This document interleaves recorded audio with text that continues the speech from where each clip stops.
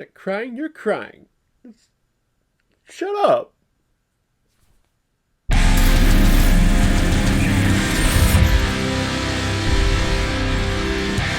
The Wild Robot, released in 2024, is nominated for Best Animated Feature at this year's Oscars and is directed by Chris Sanders, who's also directed such films like Lilo and Stitch, How to Train Your Dragon, The Croods, and The Call of the Wild. And this film is starring the voices of Lupita Nyong'o, Pedro Pascal, Kit Connor, Bill Nighy, Stephanie Sue, Matt Berry, Ving Rhames, Mark Hamill, and Catherine O'Hara. And the reason why we're talking about The Wild Robot today is because it was a PayPal recommendation and donation from a longtime contributor and supporter of this channel, Dr. Camp. Thank you very much for recommending this movie. This is a movie that I definitely should have gotten around to reviewing and publishing a review on my channel last year because it is definitely one of my favorite films of 2024. I'm pretty sure that's why you recommended this actually, because I believe I put it at number 2 of my favorite films of last year. In my opinion, it definitely should have won Best Picture at this year's Oscars. That being said, though, I haven't seen the movie Flow yet. I hear that one is also brilliant and gorgeous.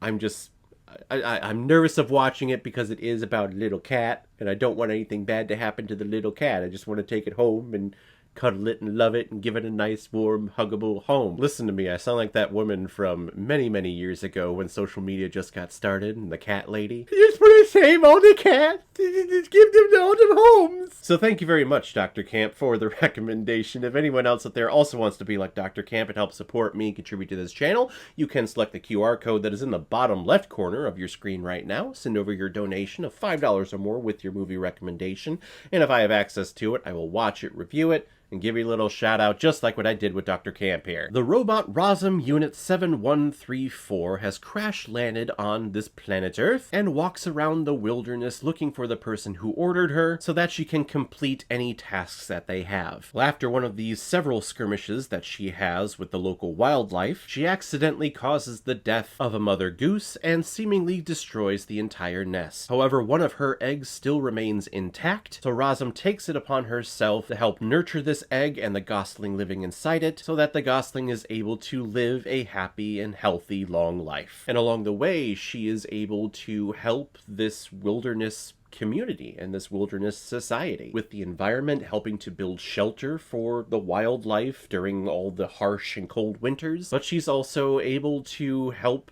develop friendships between the wildlife, between the prey and the predator, all these different types of animals that probably shouldn't be living together.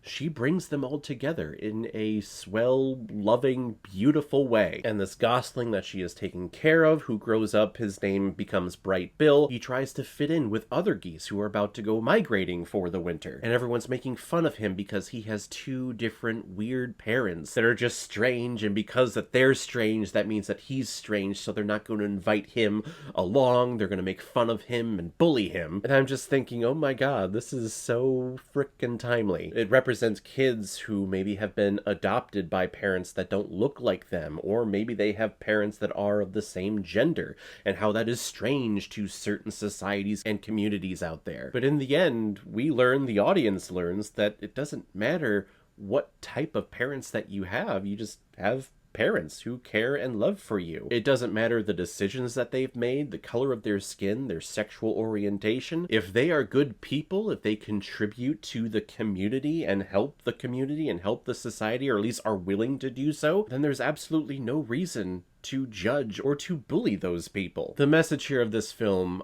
I thought, and I still think, is absolutely beautiful and is absolutely necessary. This is a very timely movie. And plus you have the animation of several adorable little critters. The mama possum with all of her children and how they're taught to play dead once they come across a predator or a monster. Matt Berry voicing the beaver who is cutting down the biggest tree in the forest. I mean, anytime you have the voice of Matt Berry in a movie, it's gonna be great because it's just so over the top and classical. I'm living here in New York City. He's my big cheese, my good time boy. Mark Hamill voicing the bear. Anytime you have Mark Hamill in a movie, it's gonna be great. Ving Rhames, Catherine O'Hara, Lupita Nyong'o lending her voice to Rosm.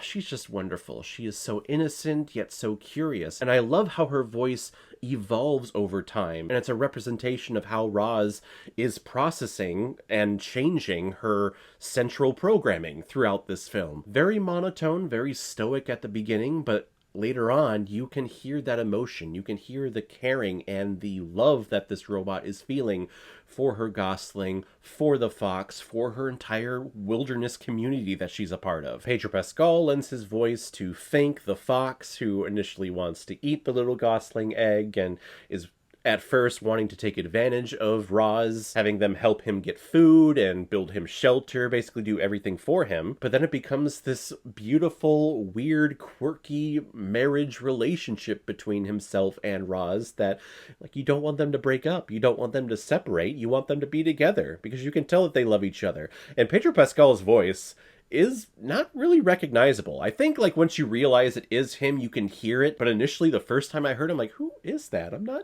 getting that voice at all. And Kit Connor, initially you think it's Taron Egerton who's voicing this little Gosling, but no, it's Kit Connor, the boy from Heartstoppers. He actually played, speaking of Taron Egerton, he played young little Elton in the movie Rocket Man. I don't think I've ever heard him do an American accent before or after this film, and it's great. I'm not saying that all wilderness life need to have American accents, but that's what he does in this movie, and it's very impressive. The animation here is beautiful, the messages, the meanings behind everything, seeing this wilderness community come together in times of suffering during that winter. Beautiful scenes there, but also in the climax of this movie when the mothership is coming to retrieve the Rossum unit to fix it and to improve upon the errors that they claim, the errors of this Rossum unit, seeing all of them come together to help their community, I think it's just great. It's a great message.